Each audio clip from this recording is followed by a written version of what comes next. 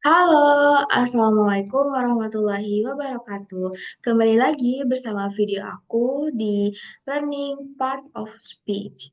Nah, di video kali ini teman-teman, aku bakal jelasin jenis part of speech yang selanjutnya yaitu verb.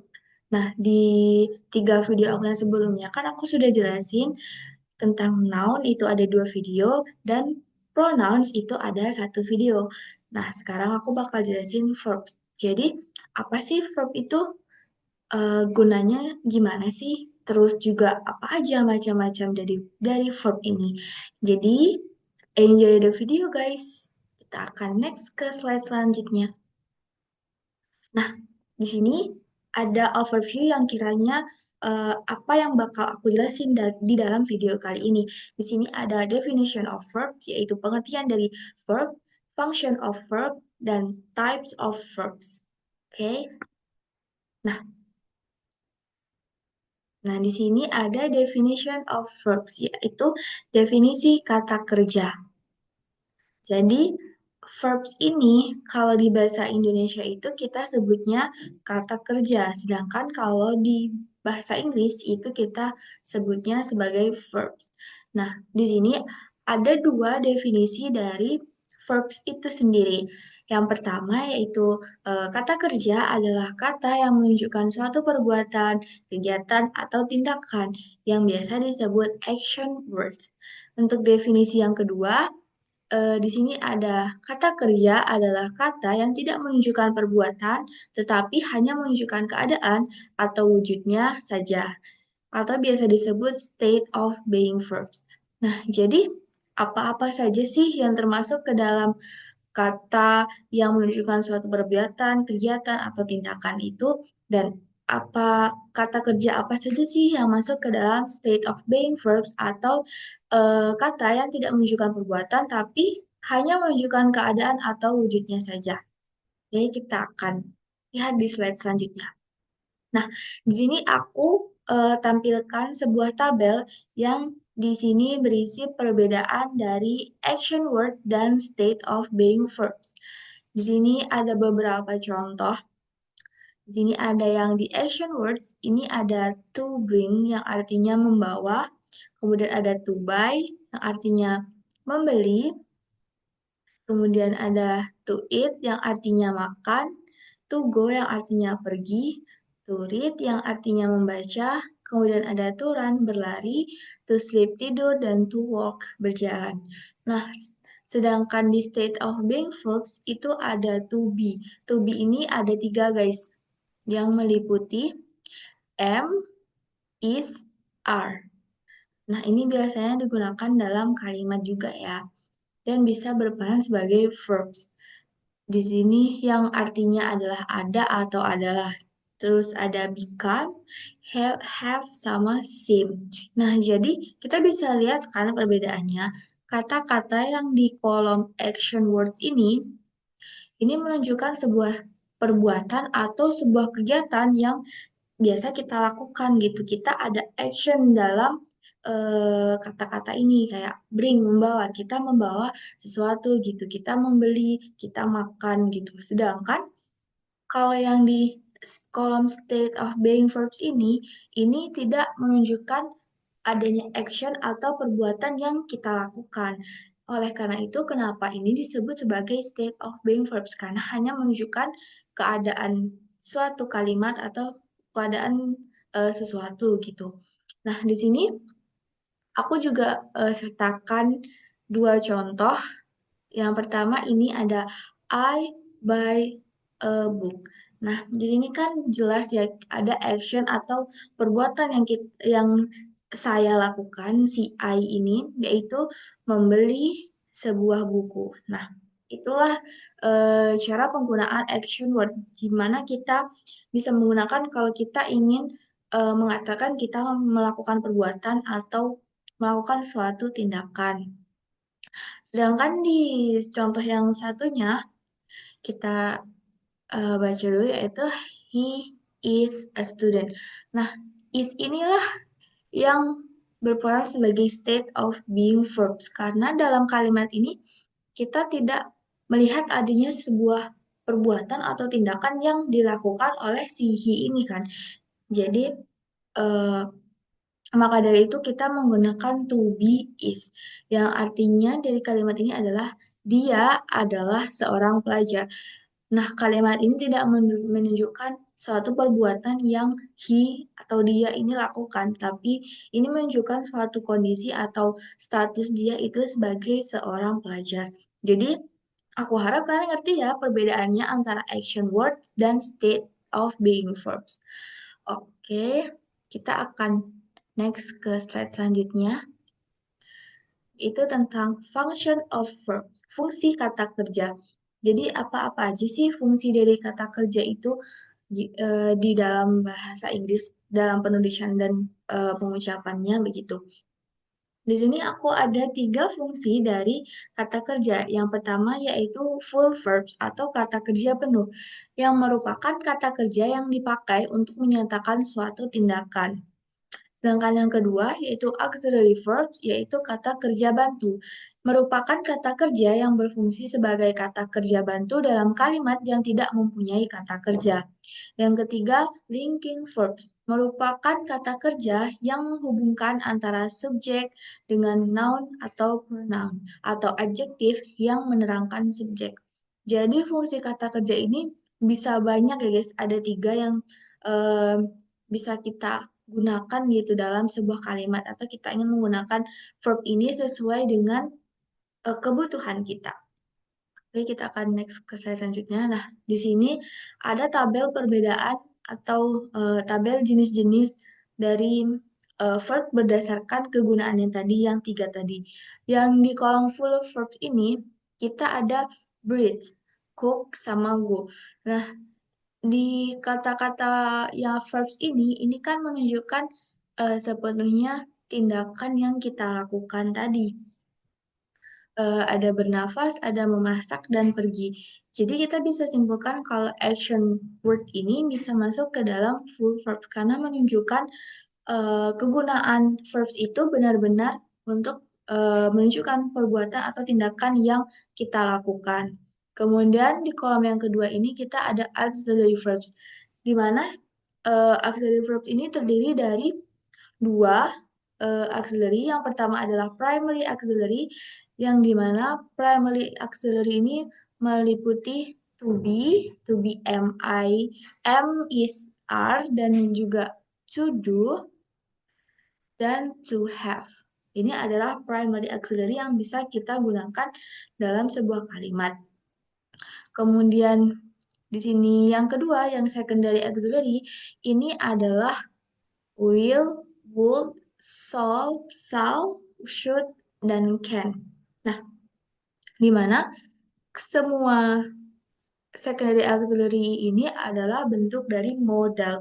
Modal dalam bahasa Inggris itu bisa meliputi can, will, shall, would, should, could, may, must, seperti itu. Dan masih banyak lagi guys. Jadi model ini bisa kita gunakan sebagai auxiliary verbs atau kata bantu kerja dalam sebuah kalimat gitu.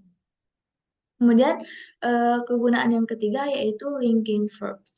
Apa saja sih yang termasuk ke dalam linking verbs ini? Sini kita ada appear, tampak, become, menjadi, feel, merasa, get, mendapatkan, dan juga look, tampak.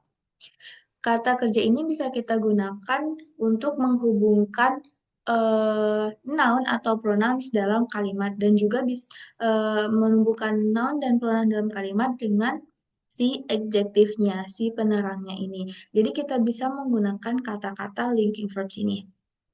Nah, di sini juga aku sertakan tiga contoh dari masing-masing kegunaan ini. Di contoh yang pertama, kita ada we play volleyball. Kami bermain bola voli. Nah, di kalimat ini, di sentence ini, kita bisa melihat penggunaan play. Play ini adalah full verbs yang menunjukkan bahwa sepenuhnya kita itu melakukan suatu kegiatan gitu, yaitu bermain bola voli, volleyball. Kemudian di contoh yang kedua ini, you must go now. Nah, kita bisa lihat kalau di sini tuh nggak ada full verbs kayak yang di contoh yang pertama, kita hanya menggunakan modal must. Must ini yang artinya adalah harus. Jadi you must go now ini tidak memerlukan full verbs-nya atau kita hanya bisa uh, uh, sedangkan kalau yang verbs utamanya yaitu go. Jadi guys, must ini adalah kata bantu kerja untuk kata kerja si utamanya itu. You must go now. Kamu harus pergi sekarang. Nah, itu adalah contoh penggunaan dari auxiliary verbs yang itu modal auxiliary. Kemudian contoh yang terakhir yaitu I feel tired. Nah, jadi kan tadi linking verb ini adalah verbs yang menghubungkan antara noun atau pronoun dengan si adjektifnya. Kita bisa lihat I ini adalah sebagai pronouns dan tired adalah adjektif. Jadi kita bisa menggunakan feel untuk menghubungkan antara keduanya, yaitu saya merasa letih.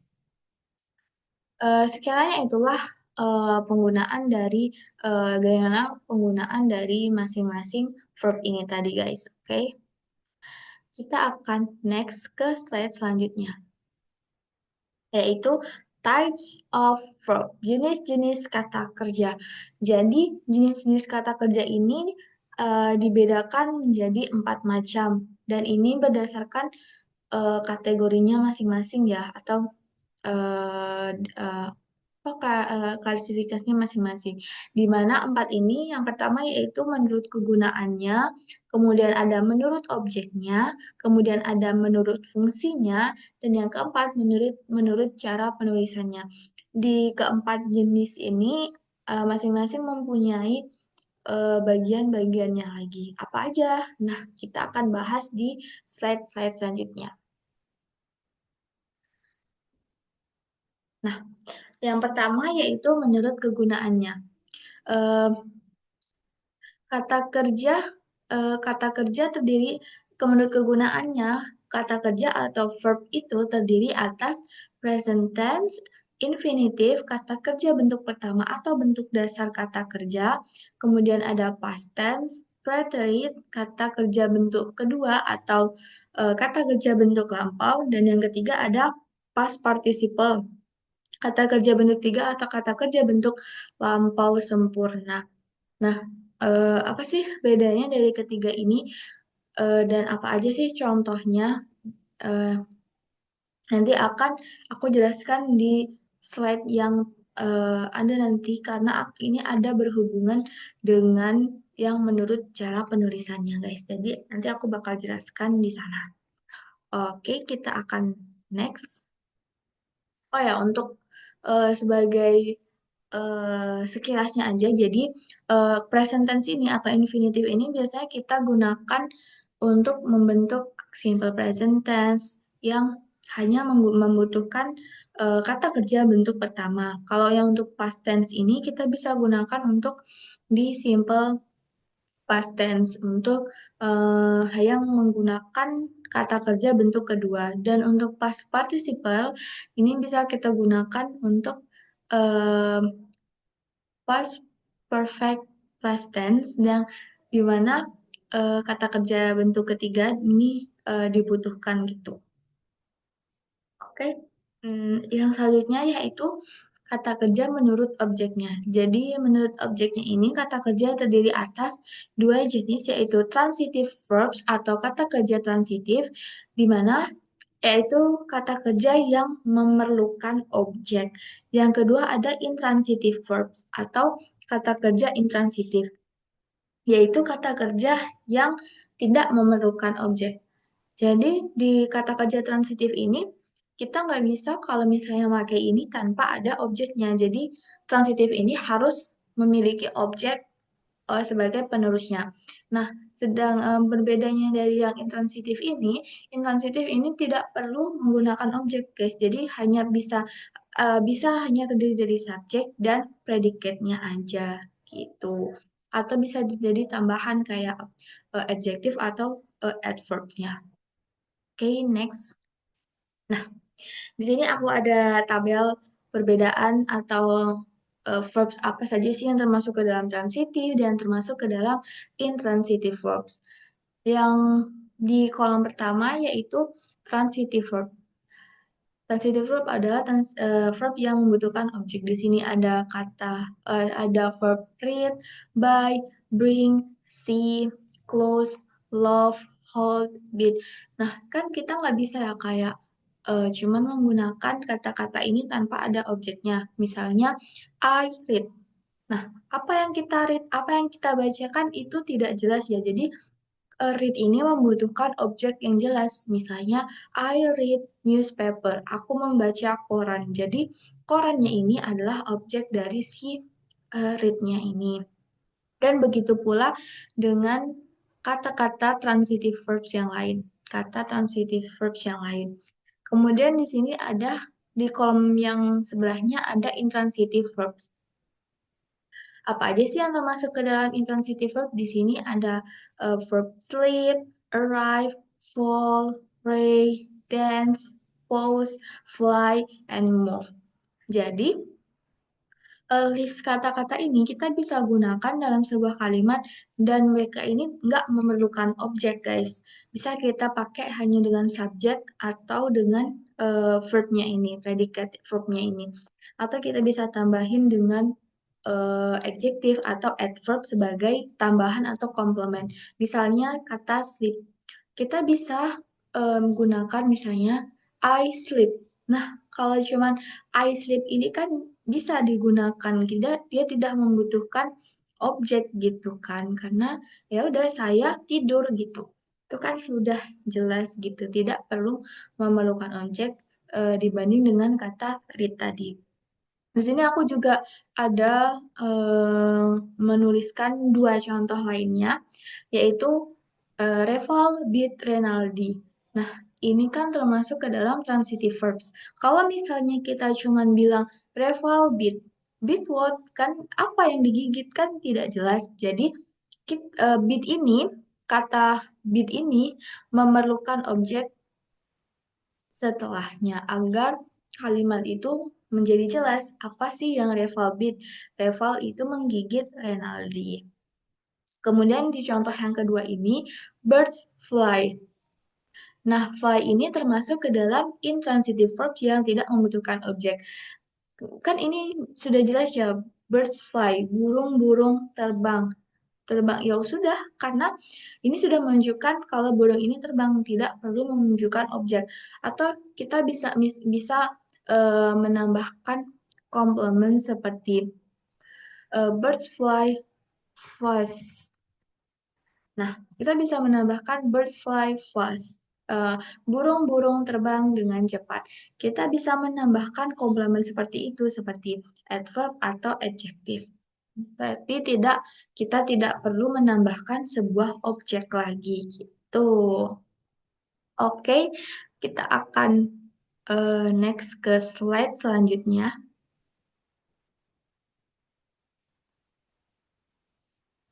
Nah, slide selanjutnya yaitu menurut fungsinya. Jadi, menurut fungsinya, kata kerja terdiri atas full verbs, kata kerja penuh, kemudian ada auxiliary verbs, kata kerja bantu, kemudian ada linking verbs. Nah, ketiga-tiganya tadi kan udah aku jelaskan kan ya guys. Full verbs ini adalah kata kerja penuh, di mana kata kerja yang digunakan untuk menyatakan suatu tindakan, perbuatan, atau action yang kita lakukan. Itu adalah fungsi dari full verbs ini. Dan yang kedua adalah auxiliary verbs atau kata kerja bantu, di mana kata kerja yang berfungsi sebagai kata kerja bantu dalam kalimat yang tidak memiliki kata kerja. Dan juga auxiliary verb ini bisa digunakan sebagai kata kerja bantu untuk si kata kerja utamanya ini, kayak yang I must go. Must sebagai auxiliary dan go adalah verb utamanya gitu. Itu bisa membantu si verbsnya ini. Makanya ini disebut sebagai auxiliary verbs. Dan yang ketiga ada linking verbs. Kata kerja penghubung, di mana kata kerja yang menghubungkan antara subjek noun atau pronoun atau adjectives yang menerangkan subjek. Jadi em, linking verbs ini kita gunakan untuk menghubungkan antara noun, pronoun, dan si adjective ini dalam sebuah kalimat. Nah, kan tadi contoh-contohnya sudah aku bahas ya kan antara ketiga jenis ini. Jadi aku harap kalian bisa paham. Kalau misalnya kurang paham, kalian bisa verb back apa namanya back to kembali ke semenit sebelumnya untuk melihat lagi penjelasan tentang kata kerja berdasarkan fungsinya ini, yaitu full verbs, auxiliary verbs, dan linking verbs. Oke, kita akan next, guys. Nah, di sini kita akan masuk ke dalam jenis kata kerja yang terakhir, yaitu kata kerja yang menurut cara penulisannya. Jadi, menurut cara penulisannya ini, kata kerja terdiri atas dua macam, yaitu regular verbs dan irregular verbs. Regular verb atau kata kerja beraturan yaitu kata kerja yang mematuhi peraturan yang normal yang bentuk lampaunya dibentuk dari infinitif dengan tambahan id atau d, id atau d. Dan sedangkan yang irregular verb atau kata kerja tak beraturan yaitu kata kerja yang tidak mematuhi peraturan yang normal yang bentuk lampaunya tidak dibentuk dari infinitif ditambah id atau d. Nah, jadi regular verb ini adalah kata kerja yang bentuk dari kata kerja pertamanya, kata kerja kedua bentuk lampaunya, dan kata kerja bentuk ketiganya ini tuh hanya mengalami penambahan id dan di belakang katanya, guys. Jadi itulah kenapa disebut dengan kata kerja beraturan karena formatnya itu beraturan sesuai dengan peraturan itu, menambahkan id dan di dari si infinitive verb-nya. Nah, sedangkan yang irregular verb ini adalah kebalikan dari si regular verb. Jadi di irregular verb ini atau kata kerja tak beraturan, bentuk dari kata kerja lampaunya itu, yang kata kerja kedua dan kata kerja ketiganya itu totally berubah, benar-benar berubah dan berbeda dari si infinitive ini. Dan mereka tidak ada penambahan id atau di. Mungkin mungkin mereka si bentuk lampaunya ini malah tidak berubah dari si yang bentuk kata kerja pertama atau infinitifnya. Dan kebanyakan bentuk lampaunya ini berbeda sekali dari bentuk si infinitif atau kata kerja pertamanya.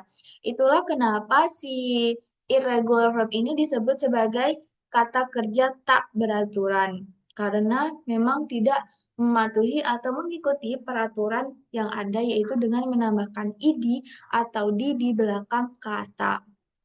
Oke, kita akan next. Kita akan melihat lebih detail gimana sih cara penulisannya gitu.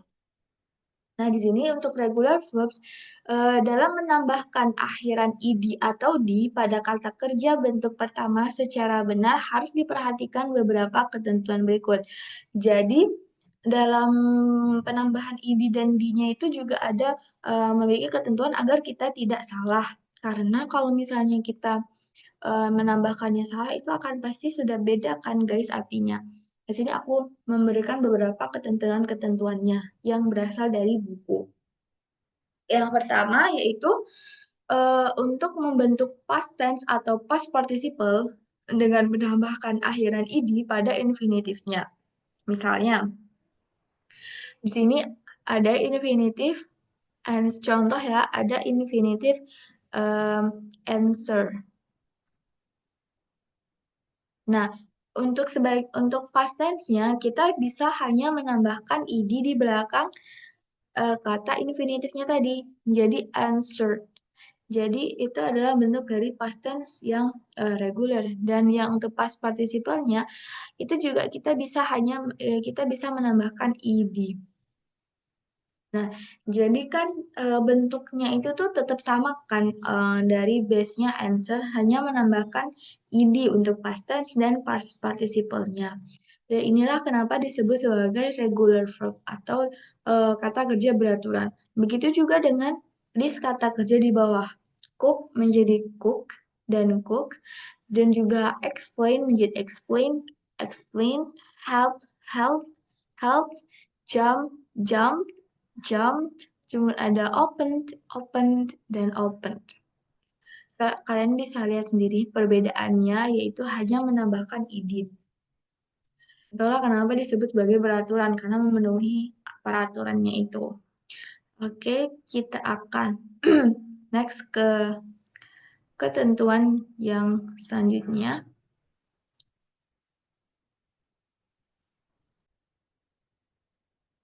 Oke, kita akan next ke ketentuan selanjutnya. Yang kedua yaitu jika infinitif berakhiran huruf I, vokal I, maka bentuk past tense atau past participle-nya dibentuk dengan menambahkan akhiran di. Jadi kan tadi kalau misalnya itu akhirannya itu adalah konsonan, tapi jika berakhiran vokal I, kita hanya perlu menambahkan di akhir katanya. Misalnya arrive. Arrive kita hanya perlu arrive kan kata terakhirnya adalah i. Jadi untuk past tense dan past participle-nya kita cukup menambahkan di akhir kata. Sudah berubah menjadi past tense dan past participle. Juga dengan close. Kita hanya menambahkan di jadi close. Kemudian ada dance. Kita hanya menambahkan di akhir katanya. Kemudian ada erase, erase, kita menambahkan di, handle, kita menambahkan di juga di akhirnya, dan begitu juga seterusnya. Dan ini adalah hanya beberapa contoh ya guys yang aku tunjukkan, karena masih ada banyak lagi contoh dari regular verb ini. Dan ingat kalau akhirnya itu sudah vokal I, kita tidak perlu menambahkan I lagi, cukup menambahkan ID lagi, cukup menambahkan D-nya saja. Oke, kita akan next. Yang ketiga, em, jika infinitif berakhiran dengan huruf Y, didahului dengan konsonan, maka Y diganti dengan I dan ditambah ID. Misalnya, cry, itu menjadi cried. Dan past participle-nya itu sama seperti past tense-nya, cry.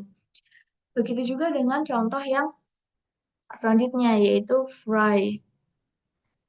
Kita mengganti Y-nya ini, kita hilangkan dan kita ganti menjadi Y. Dan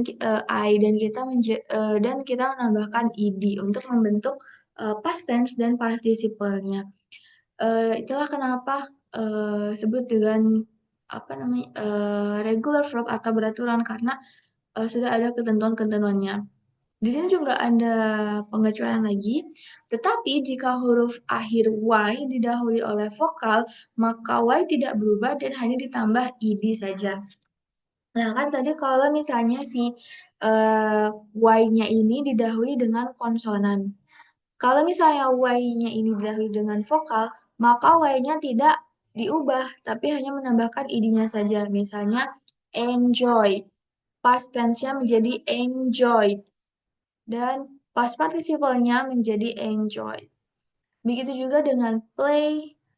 Play kan ini Y, akhirnya Y, tapi didahului dengan huruf vokal E. Jadi menjadi Y-nya tidak berubah atau tidak dihilangkan, dan tetapi hanya langsung ditambah dengan id. Nah, jadi cukup mudah kan guys untuk memahami si regular verbs ini karena sudah ada ketentuan-ketentuannya yang bisa kita ikuti. Oke, kita akan next ke slide selanjutnya. Nah, ketentuan yang keempat yaitu jika infinitif berakhiran huruf mati C didahului oleh vokal, maka huruf C tidak harus diikuti oleh huruf K dan itu harus diikuti oleh huruf K dan ditambah di. Misalnya panic. Panic itu bisa kita ubah menjadi past tense-nya itu dengan menambahkan I, K dan D. ed. Panic. Jadi seperti itu, guys. Juga cukup mudah kan untuk dipahami kalau misalnya airannya si dan di huruf vokal itu bisa ditambah dengan k dan ed. Oke, itu adalah 4 ketentuan dari regular verbs. Nah, sedangkan yang di irregular verbs, apa sih bedanya dari yang regular dan dari yang bedanya dari dengan irregular verb tadi? Di irregular verb ini kata kerja bentuk infinitif, past tense, dan past participle-nya ini totally berubah, guys. Jadi tidak sama dan tidak memenuhi aturan yang berlaku untuk menambahkan ed, kayak gitu-gitu. Di sini aku ada beberapa contoh dari irregular verb ini, di mana ini ada arise. Arise artinya adalah terbit. Nah, untuk past tense-nya, ternyata di sini berubah kan, guys. Kita tidak menambahkan arise ini dengan id lagi, tapi bentuk past tense-nya itu berubah menjadi arose. Dan pasti past participle-nya juga sama. Itu kan berubah banget, tidak mengikuti aturan menambahkan id atau di. Begitu juga dengan by. By ini kita tidak menambahkan id menjadi bite, tidak seperti itu, tidak bisa menggunakan kaidah regular verb, tapi berubah menjadi poke. Dan juga past participle-nya juga sama. Kemudian juga ada come. Come ini tidak bisa kita menambahkan di.